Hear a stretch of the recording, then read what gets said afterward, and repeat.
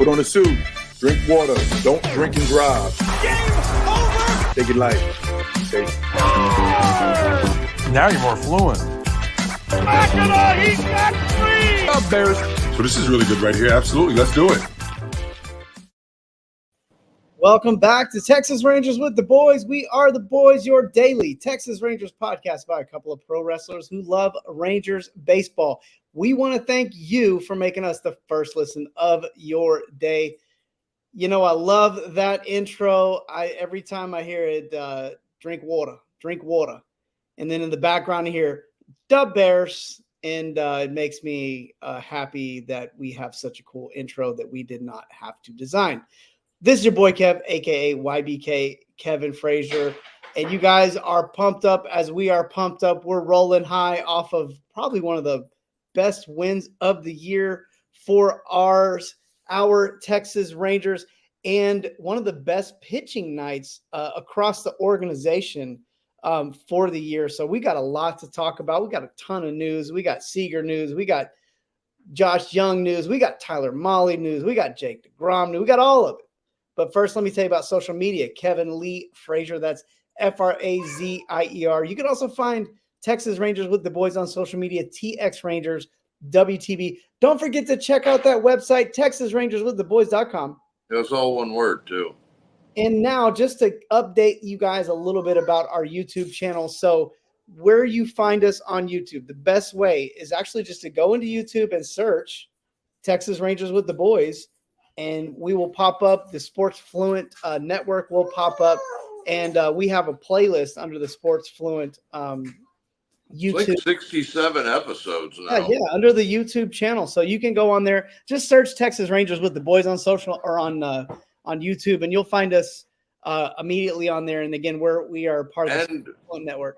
Real quick, Kev, while we're talking about it, so this morning, now we were doing it before the show, trying to figure it out, and we're just a couple of big dummies that can't quite, work the stuff correctly. But this morning, when I was over at my mom's house, hooking her up with the broadcast, it took me 2 seconds. I clicked on the Sports Fluent channel network, and it had them all across. So I don't know why that didn't do that for us tonight when we were looking for them. But this morning it did do that. Just in YouTube, search Sports Fluent or go to the Sports Fluent page, click on the Sports Fluent emojicon or whatever it is. And, that was a Jerry word. Did you like that? I went full-fledged Jerry Jones right there. Emojicon, yeah. I'm glad that look at what it's. I hope people are watching this on YouTube to see Kevin right now. I almost got him the other night when we were talking about hanging the banner of we learned something. we learned something banner that's hanging out. Yeah, the one that's hanging right there in Camden, whatever. But yeah, so I got a little lucky this morning on YouTube at my mom's house. So there's a couple of different ways, but. For sure, just search Texas Rangers with the Boys and you'll find us. It'll pop right up. Playlist will be right there. And there's about 67 episodes right now of Texas Rangers with the Boys, just waiting for you to watch. But it also gives you a starting point to where you can start on YouTube today with the Sports Fluent Network. Absolutely. And again, you're already talking. Tell them about social media. Where can they find you? You can find me at Manimal Bull on Twitter, Instagram, Manimal300, and both Facebook and TikTok at Bull Pro. So, find me on whatever platform you use. Let's talk about the Rangers. Let's talk about Ryan Garcia and David Davidio and Cole Drake and Owen White starting to really put together impressive outing after impressive outing at AAA Round Rock. We talked about this the other night, I think, on the Down on the Farm show, that it's been about a year now since Owen White was promoted to AAA. He's taken his licks, but now it's starting to feel like he's getting it together there at AAA Round Rock. And hopefully as he progresses, his options of helping this thing in the starting rotation in the future progress as well. Yeah, man, let's just be real. Like Paul Skeens is a freak. He's a He's a once in a lifetimer. I mean, we're talking like he's historic. DeGrom, dude. No, like we're talking he's breaking records. So the rarity of a player, a pitcher coming in with that kind of thing. And we've seen that. Guys, honestly, like let me finish. Expect good pitching. Good pitching prospects on average are probably looking at 25, 26 when they really start to hit their stride at the big league level. That's what you should expect. Mm-hmm. If it happens before that, awesome. But like just realistic expectations, and that's where I'm at with Owen White. Guy's got movement like crazy. I mean, everything he throws moves. So I'm not worried about him. I just think it's a matter of getting these guys getting it together. Same thing with Jack Leiter. Not worried about it. The big problem now with Owen White is how long can you hold him on the 40-man roster until that pans out? And that's what you're kind of getting at. But hopefully things are turning the corner for him, and he's starting to get things put together. And he's working himself a nice outing out there in Sugarland, or he worked himself a nice outing behind Tyler Mahle. But before we talk about Tyler Mahle, I have to tell you that on Friday, July 26th at the Southside Preservation Hall, I will be I'll be out there. You're gonna be there for sure. I'm gonna be there. Now, does that mean I'm gonna wrestle? I have no idea. But I will be having an onion smash burger from Kelly's. I'm gonna hit the Starry's ice cream lady up for sure. She always puts one to the side for me and doesn't charge me for it. So take that, everybody that enjoys that Starry's ice cream. And you got to hit up the Martin House Brewing guys, because they're going to have all the beer you can drink if you're 21 years of age or older. Come on out. It's going to be a big time. It's wrestling, first and foremost. How can you not have fun at wrestling? It's going to be good wrestling. There's a bunch of quality talent on this card. And I look forward to going out and hanging out with the guys. Even if I don't wrestle, it'll be nice to be there. And if you come on out and check it out, come by and see me, say hello. And so I'll be hiding in the corner watching the show, talking about all the things that need to be done to make it better. But that's, neither here nor there. Come on out Friday, July 26th for a big night of wrestling. Matt War Pro presents Ultraviolet Dreamers. It's a hypothermia mania. I don't know what any of that means, but it's going to be a big time fun wrestling show, and you should come on out and check it out at the Southside Preservation Hall Friday, July 26th. I'm going to go on a limb and say the hypothermia mania just means the AC probably is going to be kicking. Or it won't be on at all. And that probably. We'll all be bombarding the Starry's ice cream lady. We want people to go. Just AC card subject to change later. AC will be there. The AC will be on. Yeah, AC will be there. Card subject to change later, but AC will be on. Hey, let's talk Rangers. We're here. We're doing it. That's what we do. Well, you know what? I haven't done a division check in like a week because I haven't wanted to know. They're about in the same spot. The Astros are kind of pulling a little bit. Rangers 7.5 games back. It's really not Seattle is playing Baltimore right now, so that's no easy task. And maybe Baltimore do us a few favors. Yeah, man. Hey, why not? After taking shot after shot at batter all weekend, and after all we taught them. I know, right? I mean, the banner we gave them up there next to that World Series championship banner. It's like Brooks Robinson, Cal Ripken Jr., 1983 World Series. We learned something in 2023. That's right. We taught them something. The least they can do is give us something back. Rangers 7.5 back, Astros 3.5 back. It's starting to look like what we thought it was going to be. Like all year, all offseason, we knew Seattle was probably going to come out better this year. They were good last year. They just missed the playoffs last year. So I mean, it's going to be, I really believe, and I would like to believe that these three teams are going to be duking it out. We're going to the All-Star break. Everybody's going to get a reset once we hit the All-Star break. And I say all bets are off after we get there, but we got to get there first. And to get there, we got to get healthy. Corey Seager's at the top of the list of the news today. So Corey Seager swinging a baseball bat. That's what I hear. That's the word on the street. That's the word the beat writers have been setting down.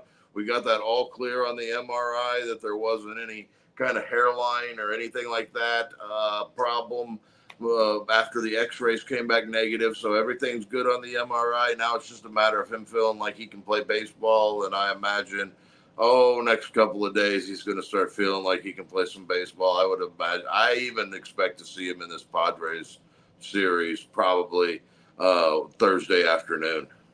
Yeah. Good news. Maybe as early as tonight. Yeah, we what we want to hear. And I mean, for after what we saw from Josh Smith at shortstop tonight or last night, goodness gracious, maybe a couple of nights in a row.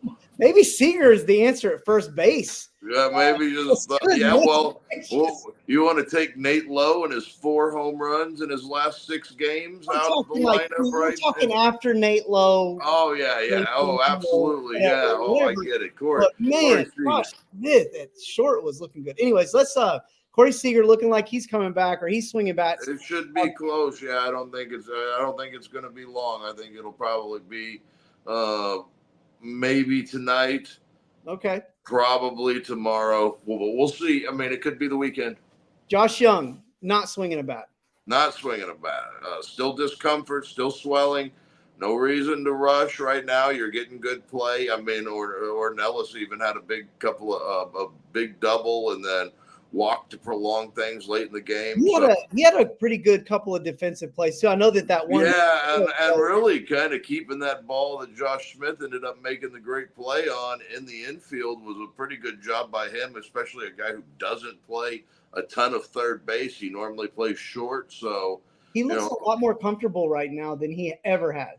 I thought so too. I think he's matured a lot. I think he's really grown since the guy that we kind of saw in 2022 in Frisco and, 19-year-old kid playing high AA baseball, helping win a championship. Expected things from him at AAA last year, and it didn't quite go that way. And this year he's been really steady at AAA. I think that's one of the things that people don't look at when they look at his stats. They're not real sexy or anything like that, but at the end of the day, they're real steady. He gets on base. He hits for a little bit of power. He's got the slug numbers. So, he finds alleys and he's a gap guy and he's got good speed and he puts all of that to play when he's on the field. And I don't know how long he'll be up right now, but as of right now, he's going to get some opportunities to play because if Seager's going to be down, him and Wenzel are going to get those opportunities, especially if Josh Young isn't swinging a bat just yet. I just feel like when it comes to more so than like just him in general, he doesn't look like he has the deer in headlights look. Looks really comfortable in the field. Started to look comfortable at the plate. That's really, really good for the team. So let's talk about a couple of guys whose injury trajectories, injury recoveries are tracking pretty much at the same time. So Tyler Mahle and Kumar Rocker both kind of showing some really positive steps toward their recovery. 2 guys we could not be more excited about in this organization. Well, Mahle made his first outing last night, his first rehab start last night down in Round Rock. Threw 2 innings, gave up a hit, and threw 20 pitches, up and down twice. So that's what you're kind of starting to get him the feel of, is getting up and down and going back out to the mound. 20 pitches, hey, that's what you're kind of, that's where the starting point is. Probably next time it'll be somewhere around 40 to 50. So we'll see next time if they try and extend him a little bit and get him some work. And the way they kind of worked it, if doing it on a Tuesday right now, is they probably will try and get him another outing on Sunday before the minor league teams take their normal day off on Monday. Okay, so those are all, I mean, exciting. And We're talking then about Molly, right? Now let's talk. yeah, as Molly, and then as far as it goes for Rocker, Kumar Rocker is supposed to make his first rehab assignment with the Arizona Complex League team on Friday. So Friday, you're going to see Rocker at the complex. Last night, you got a chance to see Molly with Round Rock. His stuff looked good. He was sitting 93 with the fastball, 92 to 94. Worked all the pitches. So that's what you're looking for. That's what you're looking for. And you're hoping I'm that, obsessed with Kumar Rocker, dude. Like, well, it's understandable because that slider is such a great out pitch, and he's got what was 96 to 99 mile an hour fastball. So there's so much to like about Rocker. I'm intrigued by him. I'm intrigued by him as a starter. I'm intrigued by him as a reliever. I'm intrigued by him as just a guy that, hey, I'm kind of glad that the Rangers took a chance and put this guy on their team. And it's going to be the first time that he's been healthy since he was 19 years old. And if he'd have left after his first year at Vanderbilt, there wasn't one team in Major League Baseball that would have passed on him. I love this. I'm gonna be checking box scores on Friday night. That's how pumped I am. Yeah, you won't be the only one for Yeah, sure. I'm gonna be checking those box scores. And I imagine up and down Twitter, you will be seeing highlights of what he did. So yeah, I'm gonna be to it. scowling. Real quick too, while we're talking about pitchers and their recovery, is it too soon to start the Jacob deGrom watch? Well, he's throwing bullpens. Apparently, the first one was all fastballs. Apparently, he's going to start working breaking pitches in. Haven't heard anything other than continue on. So there you go. Sounds like good news, man. That's all good news. There's nothing more exciting than getting a guy that's going to be, your best pitcher back. Maybe the best player on your team, and that's saying, no doubt. I mean, that's saying a lot. You're one of your two potential, maybe three if you think about Simeon as a compiler, but definitely one of your potential future Hall of Famers, if anybody. Now, last night, more injury news. So Evan Carter's got some good news going on too. Finally, swinging a bat. Apparently, in the next couple of days, you could see him facing live pitching. I believe he's in Arizona. I don't think he's with the club right now. I think he's getting his work in Arizona. I imagine once he gets done seeing live pitching, they'll probably maybe even give him a couple of games there in Arizona and start his rehab there, and then work him back to AAA Round Rock after a weekend or something like that. Like, say, for example, with today being Tuesday, he takes some live batting practice Friday afternoon. He feels good. They decide to activate him on the Arizona Fall League, but the Arizona Complex League team, get him some at-bats Saturday and Sunday, see how he's feeling after Sunday. And then if he's feeling good Tuesday, send him to Round Rock and let him get some at-bats there, or Frisco, or whoever's closest to where the big league club is. And, the last couple of years with Evan Carter, or not the last couple of years, but last year, you saw it in Frisco. He had an injury in the middle of the year. When he got back, he kind of was back to that player that he was, or we expected him to be. Struggled in the first half of the season, got back from that injury, had a tear down the second half of the season, and ended up being with the big club and helping this thing win a World Series down the stretch. So, the Rangers last year, they started the season 40-20. This year, and won 90 games. This year, they're going to need to finish the season 40-20 if they plan on winning 90 games. So, that's like, how many times have we talked about it? I know you don't like the idea of letting the game come to you, and man, not so much that, but the idea that you can't control what's going on or whatever. But at the end of the day, it doesn't matter where you win the 40 games, as long as you win the 40 games and you're in the playoffs. And this thing, if it can just sneak in the playoffs, Yeah, It's I'll take dangerous it. as Look, hell. I I'm mean, taking it. Like I'm taking yeah. whatever. And at this point, after last year and just kind of the magical part, the magicalness of that season, it kind of feels like, and this is not a negative thing, but it kind of feels like we're kind of back to regular baseball in this town. And one thing I want to kind of remember and reiterate to ourselves and to myself is like, look, this team has a championship attitude. Their ownership has championship expectations. Their manager has those things.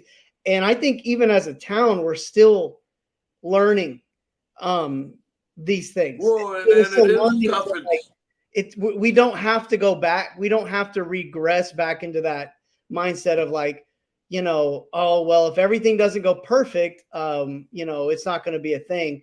Well, and it's. Oh, sorry. I'm No, sorry. no, I no, didn't mean to good. cut you. That's I what was just going to say it's one of those things where it's like, you get so used to this team being out of things before the period, like this period of time, the end of June, early July, most of the time throughout the 80s, early 90s. The Rangers weren't until that run from 96 to 99. They weren't really a team that you thought of that was going to be playing meaningful baseball. And then once those years were done in 2000, and they kind of went back into that same funk for 10 years. And I think it's hard to like. There's so much about last year that was so beautiful on so many levels, like between CY making every right move, Bochy pulling every string right, every guy having career year, I mean, everything happened in such a way that like it's so hard to repeat that Yeah, one way or the other. And when you talk to guys that have played on teams that have repeated World Series championships, everybody's gunning for you the next year. yeah. Everybody wants to run you down. Everybody wants to beat the world champion. Everybody's throwing And at your and wrist. it doesn't and it doesn't matter whether it's the team you taught so much last year or the Colorado Rockies. They want to win those games too. And all those guys are professional athletes at the end of the day. And I mean, they're as good as anybody else in the world. And it just, and we talk about it all the time. Baseball is just extremely hard. It is, man. It's a hard game. In baseball of all sports, I really believe, of all the sports, maybe minus hockey, has probably some of the most uncontrollable elements to it. Like it really does. Like hitting a baseball is so freaking difficult. And so though it is a science, it's one of the least exact sciences of all the major sports. I would say scoring a hockey goal is probably the only thing statistically harder to do than get a base hit, or really just getting on base as a whole. And As a so, whole. well, yeah. And so like, As a whole, no, you're right. yeah, I mean, so like a lot of times with baseball too, there's so many situational things and just kind of elements of the game that are hard to really like replicate. And so again, when you talk about stuff like offensive regression or injuries, I mean, when stuff like that, you can have none of that stuff happen, and you can still be you can be like the Dodgers, go and beat everybody by 250 runs for the whole year, and then you're out of the playoffs after a round. So like baseball's wild like that. So we love it. Hey, let me I got a little bit more news here that go we for it. didn't talk Yeah. about And I had before the one more show. thing I wanted to tee you up Um, for as well. Austin Pruitt sent to the Arizona Complex League. Remember that guy? Yeah, I Can't remember believe him. he's still on the 40 man. I guess it's because he's on the 60. The Rangers traded Yeri Rodriguez to the Blue Jays What? for Josh Molaris. So they got an A-ball prospect that was sent straight to Hickory out of that. The Brian Morrell from the Arizona Complex League was named Player of the Week at the ACL. And then Winston Santos, Emiliano Teodo, and Wyatt Langford were all No, Sebastian selected Walcott. for the future. I mean, I'm sorry, Sebastian Walcott were all selected for the futures game. and the cleats that Wyatt Langford wore while he hit the cycle will be sent to the Hall of Fame just in time for them to be inducted with Adrian Beltre. And that's coming up too. That's like right after the. Do? And I think, did you see that Adrian Beltre and Michael Young are going to be the managers of the future game? I didn't see that. So Beltre, I think he's the American League and Michael Young's National League. And I did see that Elvis Andrus is going to be one of Beltre's coaches. Oh, so it's a strong possibility that I might have just snuck in on my bonus this quarter. So I'm in for the All-Star game. Even if we're standing room only, I'm in. Well, we'll see. We'll see where I'm. Let's talk about it. Maybe, right after our first World Series, we should at least talk about it. We'll see where I'm at because I'm planning on getting away again. Well, just sometime around then.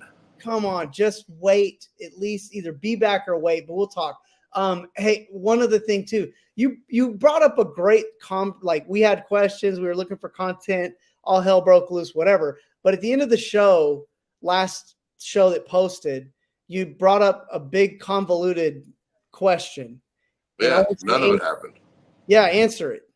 None of it happened. What was the question? Seager? Well, it was on the IL. Seager, yeah, what would happen if Seager went to the IL? Seager didn't go to the IL.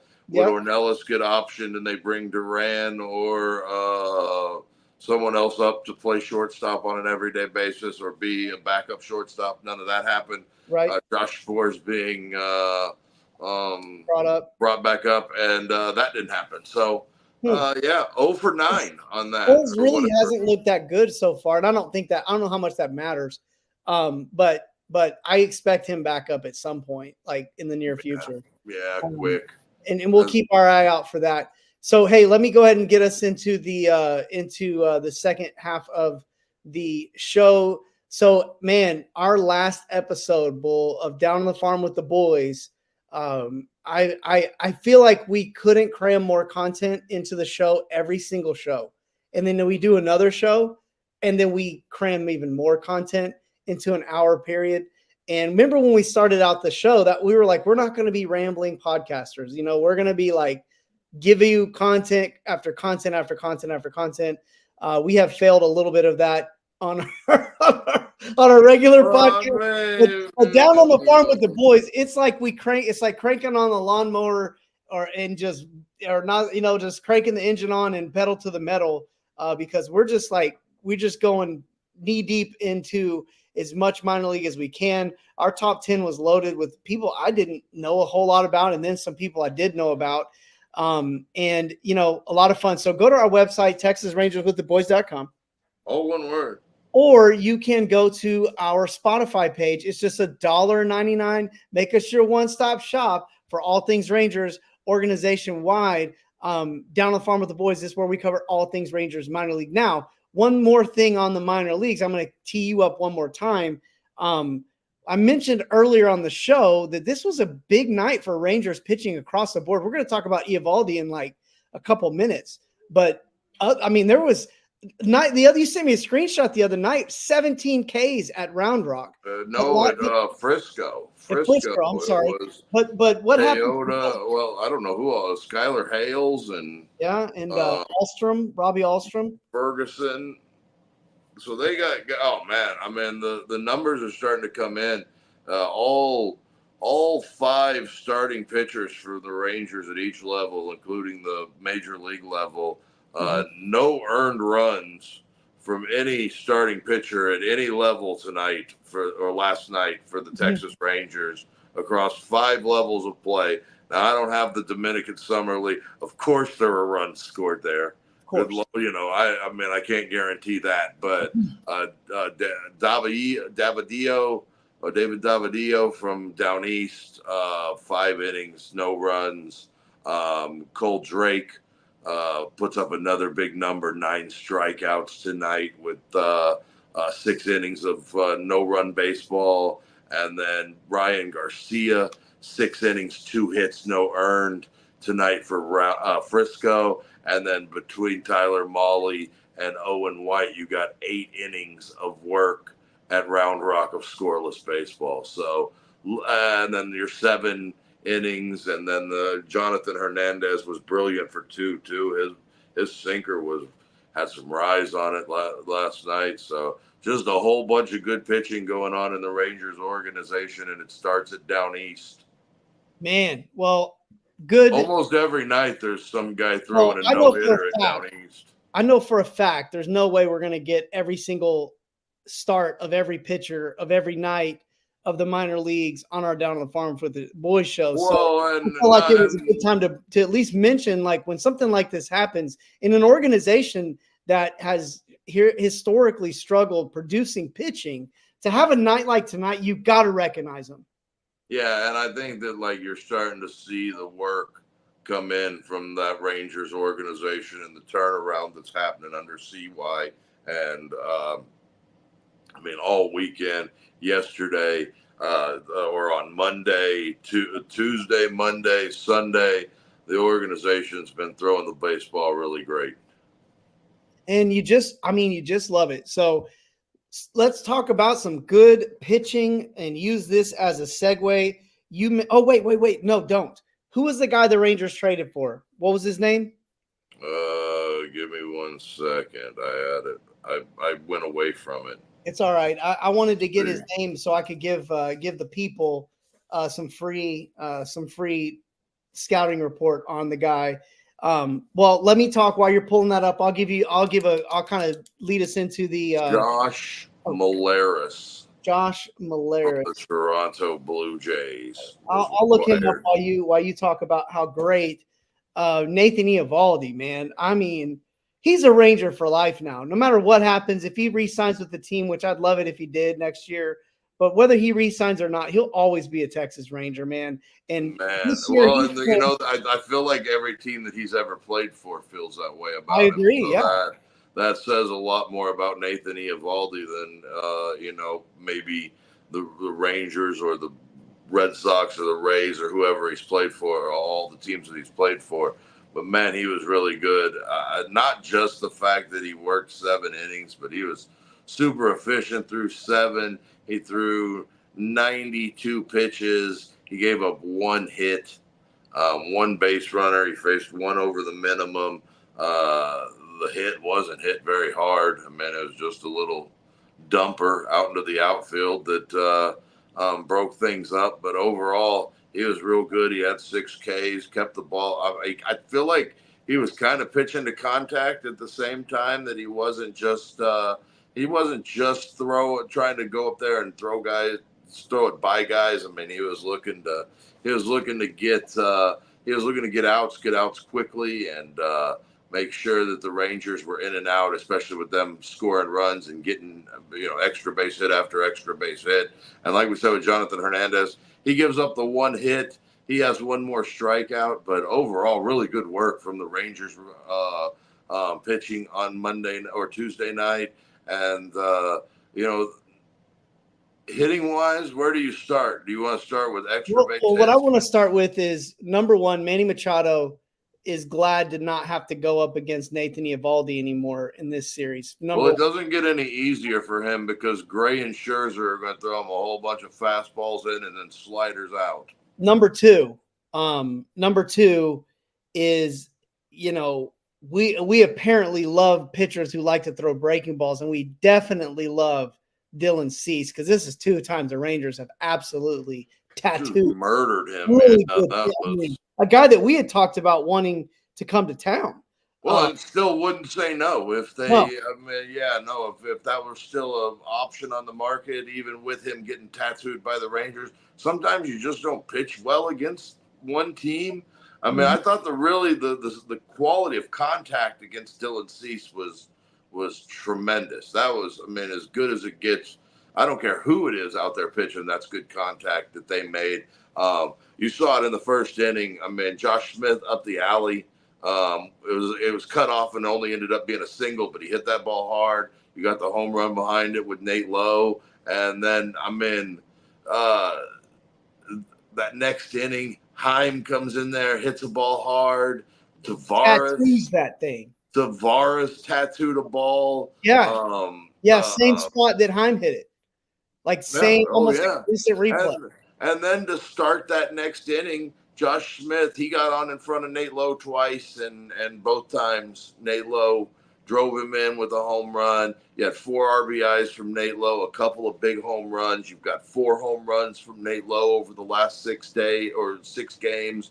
So you're starting to see the contact, the power starting to pick up for Nate Lowe again. And that's really what they need. They got to have some slug from guys. To see Nate Lowe go from like a 690 on base plus slug to a 751 in the course of about 6 days is really what you needed to see. I mean, Nate Lowe Josh Smith continues to hit.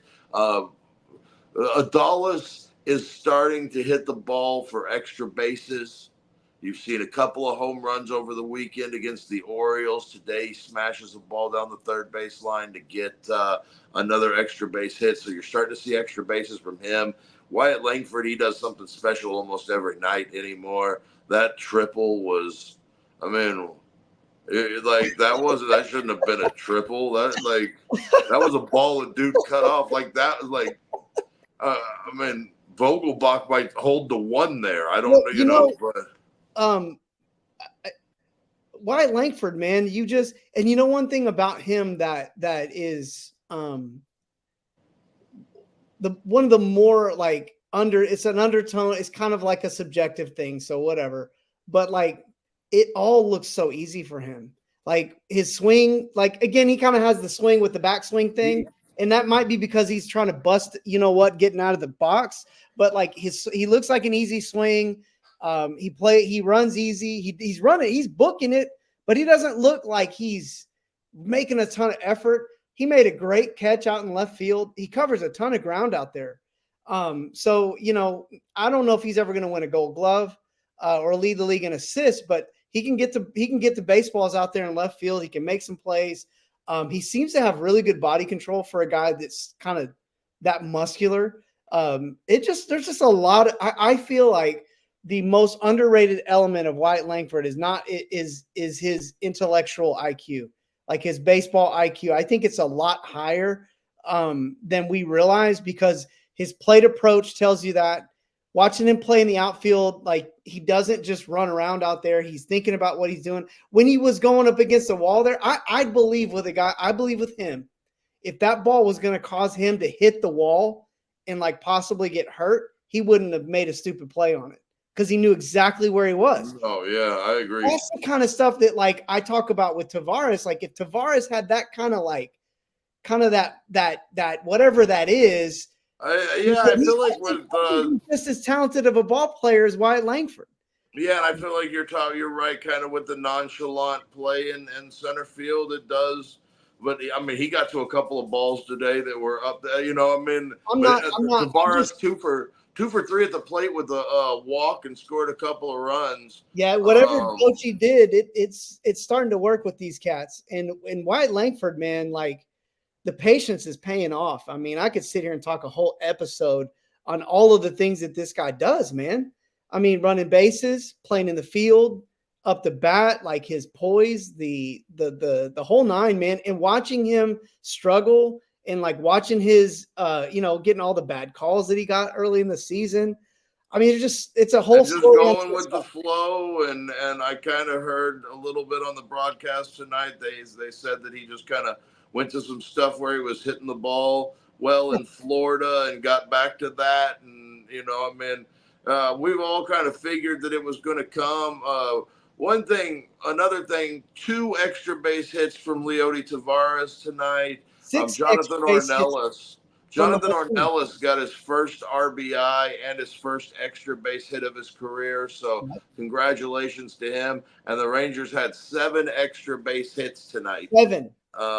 They gave Langford just a double on that. They put an error on old Buddy when he flipped the ball up in the air. But let's be real honest. He made that error because Wyatt Langford put pressure on the fact that he had to make that play. Let's give Derek Hill – no, but let's give old boy that we love over in wherever the free inside the park home run. Yeah, Jackson Chourio, yeah.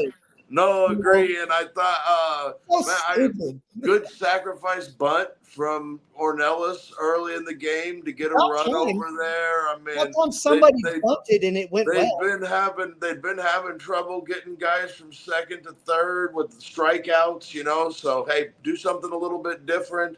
But overall, I mean, this is the type of game that we used to talk about. Or, I mean, last year we talked about games like this every night, where you got 7 innings from your pitcher and the Rangers had 7 extra base hits. We talked about it every night with the Rangers last year, or a lot of nights. And this year it hasn't been that way, but we're halfway through the season.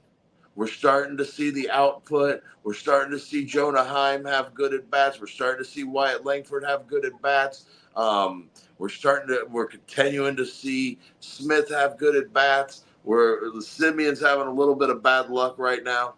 I mean, he's still hitting the ball hard a lot of the time, so it's not like it's And going his to fall play for at second Simeon. base, his And defense yeah, at he's second worth base 10 is runs. good. He's worth 11 Holy runs at moly, second dude. base. So no, His 100% arm from like his arm going to the going to up the his middle. his arm up the middle, like and It's what's that funny, shortstop arm, I mean, he was. I'm fantasy baseball, we got our league going on, and I'm like trying to find a decent second baseman just because Paredes is the only one I've got. And I was looking around the league and it's like there's like two second basemen in the whole league right now. I mean, three, Altuve, Marte, and Simeon. And And everybody Marte's else. having just as good a Oh, season brother. at the defensive end as Simeon is. So it's really exciting to see. I mean, Jimenez is a pretty good second baseman at Cleveland. There's some players out there, but for the most part, when you're looking at it, those are the 3 guys that you look at pretty much every day. There's some good up and coming guys, Lux in LA and other Well, it's going to be shortstops Gorman. that can't play over other shortstops that are going to move the second base. That Gorman kid in St. Louis has 17 home runs, so there's some decent. He's got There's some some pop, brother. That guy. there's some decent guys out He there. can hit, bro. That guy can hit. Well, let me see if I got any tidbits on the game from my end. Rangers still did it with 2 of 12 with the runners in scoring position because they're doing the slug thing. Well, yeah, when you hit home runs and you've got There 4 wasn't a runs lot on of home dinking and runs, dunking, man. Like there just wasn't a lot of dinking and dunking, especially. and Ornelas had a double with a runner on first base that scored a run, and one of those 2 was Leody Tavares' double after the double. So I got my one thing. Hit me. Unsung performance for the evening has to be Jonathan Hernandez, because you talked about the team last year. These are the innings you expected the Rangers to win this game 7-4. If you know what I mean. Yeah, no, absolutely. You expected to see this guy, the losing end or the winning end, or the guy playing, the guy that comes in when we have a big lead like this. You expect him to come in, walk the first guy, jack around with the second guy. Now you got runners on first and second with an out, and then next guy comes up, gaps something. Something. Yeah, then you got to go get Yates, or got to go get Robertson, or got to go get somebody. And tonight that wasn't the case. Yeah, you were able to work 2 clean innings from Jonathan Hernandez, and we've always talked about how important it is to have guys that can finish games out that aren't your closer. And Jonathan Hernandez has been put in a bunch of situations lately, whether it be coming in the 5th inning with the bases loaded and nobody out, or trying to get 2 innings at the back end of the ball game. And so far, so good with him. For a kid that's out of options, that's what he's got to do. Yeah. I got nothing else on the game tonight. Why don't you? Just another win for Nathan Eovaldi, and he pushes that record out to 5-3 with a 3.15 ERA, and Dylan Cease falls to 500 at 7-7 with a 4.24 ERA. And don't get me wrong, I would still take Dylan Cease on the club right now. And the Rangers tomorrow, they'll be right back at it. You know how it is. They do this every day or pretty much every day. And the Rangers are sending John Gray to the hill. He's coming off of a little bit of a rough start, and he's had 2 out of those last 3 be a little bit rough. He's going to be opposed by Adam Mazur, who a young guy, 23-year-old lanky kid, throws hard, but he's right now, after a couple of starts, 1-2 with a 7.25 ERA through 22 innings. He's been giving up about 2 base runners per inning, and hasn't been getting the strikeouts like he did at AAA in El Paso. So, we'll see what happens. This is the type of guy that the Rangers seem to normally make famous. So we'll see what happens. And, he's made a handful of starts in the big leagues, and the Rangers, they need to jump on him like they jumped on Dylan Cease and get to a point where they're not having to worry about what they're going to do late in the ball game. They're way out in control with all those extra base hits they're getting. Well, one quick bonus thing before we head out of here. Josh Melaris, he is 6'6", 215, right-hander, drafted by the Blue Jays in the 10th round of the 2023 MLB draft out of the University of Oregon. He is a relief pitcher. He's most known for his Ks per 9. This guy's 12.7 Ks per 9, but also known for almost 6 walks per 9. But the guy is hard to hit, only giving up 6 hits per 9 innings. And this is in his 2 minor league seasons, played 5 seasons in college. So, still kind of fresh in the minor leagues when you think about. Absolutely. Yeah. Less than a year. Yeah. And he's, he's like you said, he's probably going to end up at Hickory this year with Toronto.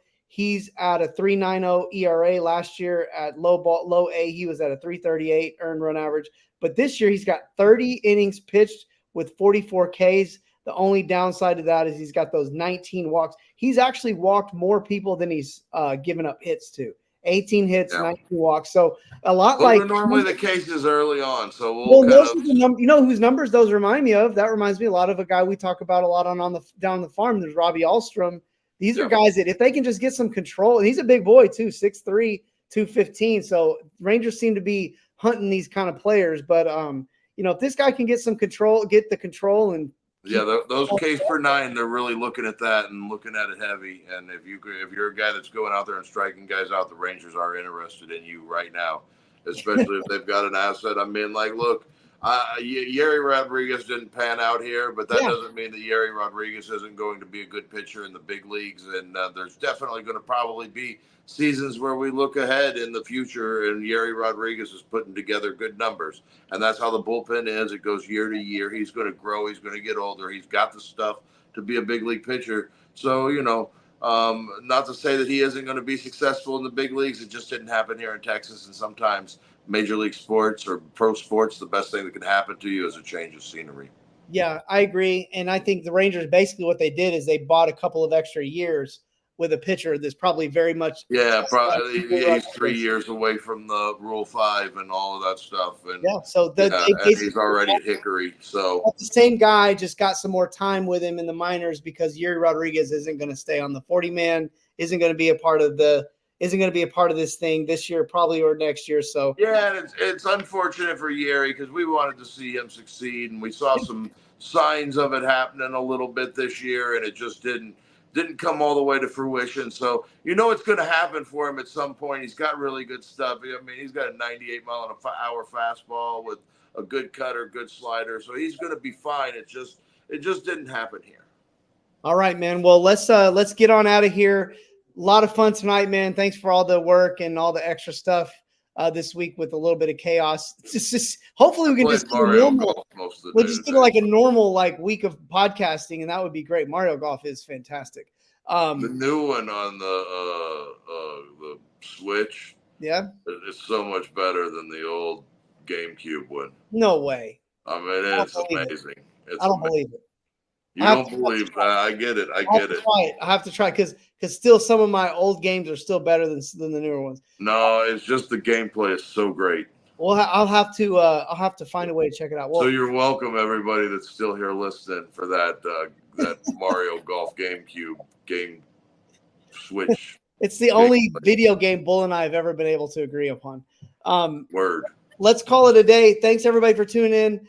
Don't forget to check us out on social media, TX Rangers WTV. Don't forget to check out the website, TexasRangersWithTheBoys.com. All one word.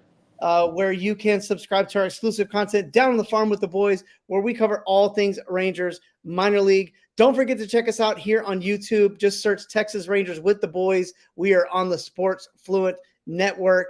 For the 300-pound manimal, this is your boy Kev. We are Texas Rangers with the Boys. We are signing out.